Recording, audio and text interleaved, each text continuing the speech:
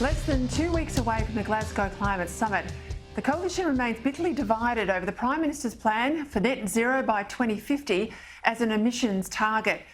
Despite a marathon 4-hour meeting yesterday, the National Party is yet to arrive at a decision over the policy. For more on this, let me bring in now the man at the centre of these negotiations, Deputy Prime Minister, also National Party leader, of course, Barnaby Joyce. He joins me now from Canberra. Barnaby Joyce, as we go to air, where are we up to with these negotiations?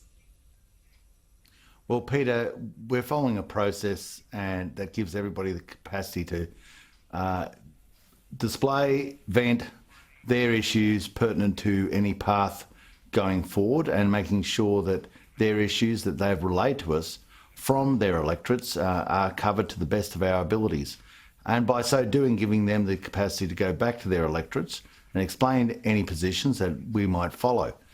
This is vitally important because in regional areas, we're vastly more energy intensive. As you well know, the overwhelming jobs in the capital cities are white collar and energy non-intensive, but in regional areas, they're blue collar and energy intensive. And if we don't prudently go over this, then we're not doing the right thing by them. Well, I think a lot of people would support you on that score tonight, but I also think a lot of people who voted for the coalition would want you to run the ruler over things. I mean, there's a lot of people who voted for the coalition thinking this issue wouldn't come up in this term of Parliament, yet here it is. I listened really carefully to the Prime Minister in question time today. He basically said, or clearly said, that the net zero decision would be made by Cabinet. So aren't these National Party negotiations completely pointless? Isn't this a whole charade if it'll be a Cabinet decision that decides this thing and you don't have sufficient votes in the room, the National Party, to have a different view? Well, it is true to say that if it's a Cabinet decision, it's a Cabinet decision rather than a decision in the chamber. But what I would say, and you know as well, Peter, that Cabinet decisions where it's quite evident that the National Party has a different view to the Liberal Party, and I think probably a clear indication of that would be the single desk issue. It can be something that really is a very hard time for the whole of the Cabinet. Look, let me just jump in there. I mean, all credit to you. You are having a debate inside your party room that Liberals over the weekend said to me that they have not had inside their own party room.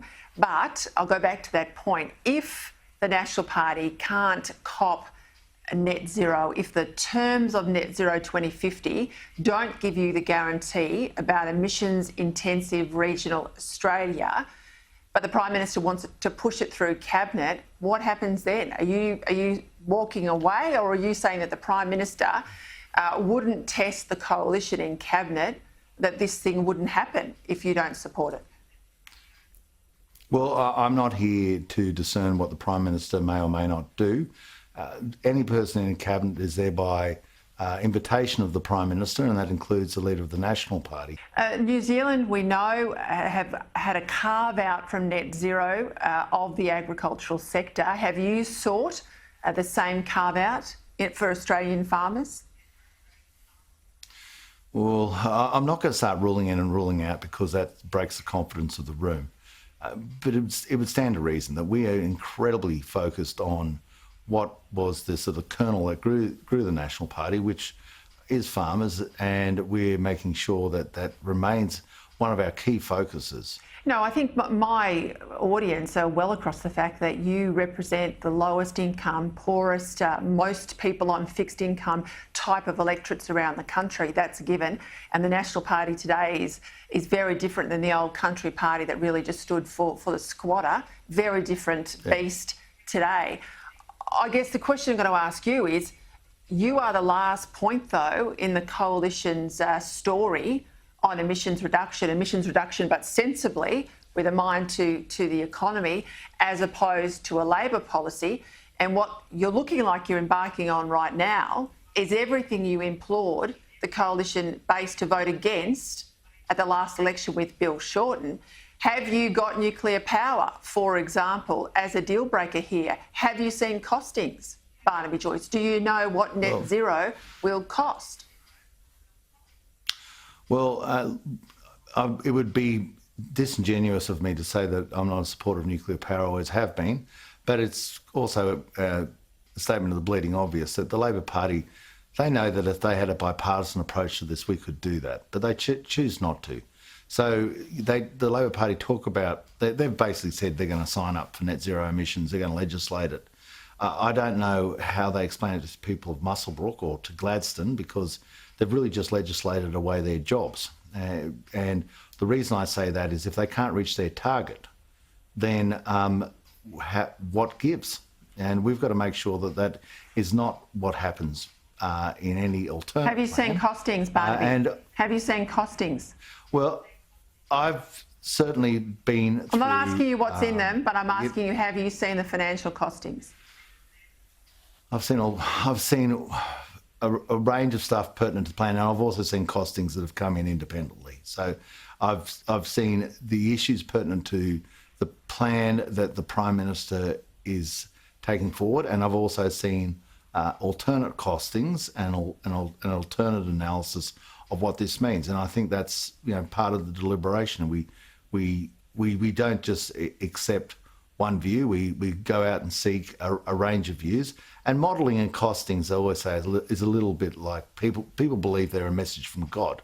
They're merely an opinion based on a premise that is taken forward. And what you should really do is ground truth issues. For instance, when they say that there is going to be, that coal exports are going to dwindle, well, that fact is completely bumpkin. When you look at Gladstone Harbour, Hay Point, Newcastle, we're selling more coal at a higher price than we ever have before. No, I ask about costings because the Prime Minister promised them at the start of the year. Well, I'm not going to, once more, I'm not going to go into the point of what is not in the sort of public realm. What I may or may not have seen of the Prime Ministers in a private realm under cabinet and under any sort of cabinet confidentiality. What I can say, because it's not cabinet in confidence, is I've seen alternate costings. So I've most definitely seen that. And, I've sat down with senior members of my party to discuss the pertinence of those costings to any decision that we make and how it guides any process that we undertake, which we are doing. When they say holding the government ransom, we don't intend to do that.